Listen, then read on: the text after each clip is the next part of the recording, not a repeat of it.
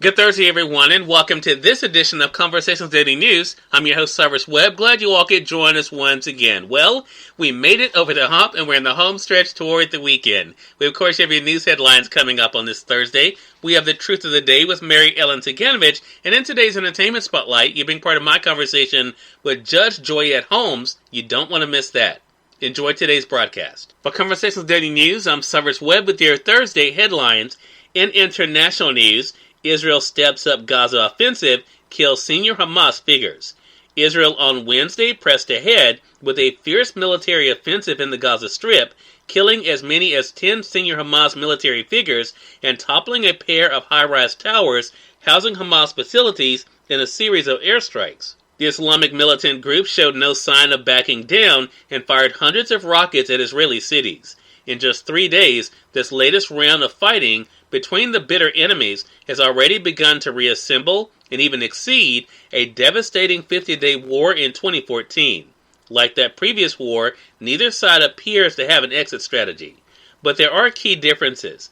The fighting has triggered the worst Jewish-Arab violence inside Israel in decades, and looming in the background is an international war crimes investigation. Israel carried out an intense barrage of airstrikes just after sunrise, striking dozens of targets in several minutes that set off bone-rattling explosions across Gaza. Airstrikes continued throughout the day on Wednesday, filling the sky with pillars of smoke. At nightfall, the streets of Gaza City resembled a ghost town as people huddled indoors on the final night of Ramadan. A total of 7 people have been killed in Israel, including 4 people who died on Wednesday. Among them were a soldier killed by an anti-tank missile and a 6-year-old child hit in a rocket attack. Gaza's health ministry said the death toll rose to 65 Palestinians, including 16 children and 5 women. Islamic Jihad confirmed the deaths of 7 militants, while Hamas acknowledged that a top commander and several other members were killed. In national news, GOP exiles defiant Trump critic Cheney from top House post. Republicans removed GOP Representative Liz Cheney from her House leadership post on Wednesday for her persistent repudiation of Donald Trump's election falsehoods, underscoring the hold the defeated and twice impeached former president retains on his party. She defiantly insisted she'll keep trying to wrench the party away from him and his destructive lies. Meeting behind closed doors, GOP lawmakers needed less than 20 minutes and a voice vote to oust the Wyoming congresswoman from her job as number 3 House leader. The banishment, urged by Trump and other top Republicans, showed his ability to upend the careers of antagonists, even those from GOP royalty. Cheney, daughter of former Vice President Dick Cheney, has repeatedly rebuked Trump for his oft-repeated falsehood that his 2020 re-election was stolen from him and for his encouragement of supporters who assaulted the Capitol on January the 6th. On Wednesday, she unrepentantly lashed out anew.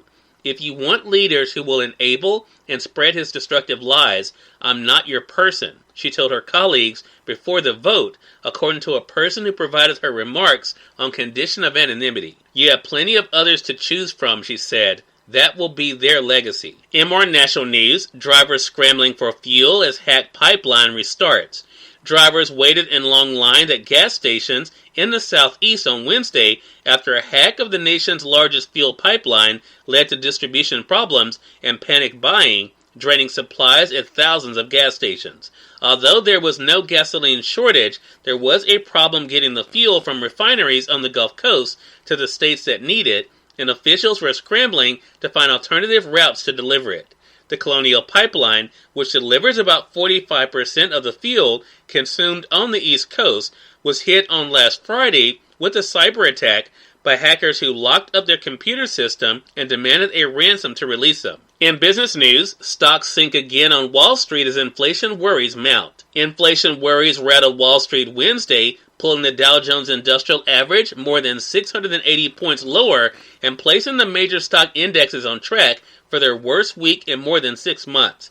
The selling came as investors reacted to a surprisingly big jump in inflation last month that stoked concerns that the economy may bounce back too fast from its pandemic-induced doldrums. And finally, in entertainment news, Ellen DeGeneres to end long-running TV talk show next year. Ellen DeGeneres is calling time on her long-running talk show. The daytime host, who has seen a ratings hit after allegations of running a toxic workplace, has decided that the upcoming 19th season will be the last, ending in 2022. It coincides with the end of her contract. In an interview with The Hollywood Reporter, which broke the news, DeGeneres said that as great as this show is, and as fun as it is, it's no longer a creative challenge. Cyrus Webb, Conversations Daily News. It's now time for the Truth of the Day with Mary Ellen Ciganovich. Mary Ellen, take it away. Hi, this is Mary Ellen with your Truth of the Day. Think productive thoughts. Release unnecessary worries and concerns. Find a quiet place where you won't be disturbed and focus first on emptying your mind of all thought. Allow your awareness to rest in peace and serenity. Fill your mind and body filling up with an essence of calmness. Freeing your mind of cluttered thoughts gives you focus and clarity. This will keep you on track to meet your daily objectives. Hectic surroundings and a busy schedule can contribute to a cluttered mindset. Also, as people, you tend to worry much more than is necessary. When you consciously release cluttered thoughts and place your awareness on peace and serenity, you are able to balance your emotions and focus on your daily activities. Today, take control of your scattered thoughts so you can focus on being productive as you go about to enjoy the day. Judge Joyette Holmes is featured in today's Entertainment Spotlight, right here on Conversations Daily News. For Conversations Daily News, I'm Cyrus Webb with the Entertainment Spotlight. Judge Joyette Holmes joined me recently on Conversations Live, the radio show, to talk about her remarkable career and the success she's been able to have. Here's a bit of our conversation. When I was prepping for this segment, what I thought about was, wow, you have achieved so many different things. And what I think is so, inspiring, Judge Holmes, is that you really show people what we try to inspire our audience to know, that it doesn't matter where you start, it's all about where you choose to go. What has that been like for you to be able to look at your achievements and all that you've been able to accomplish? You know what? Sometimes I stand back in awe myself because I started off as a very insecure, I don't know if shy is really the right word, but just not very confident in what I would do and where I could go.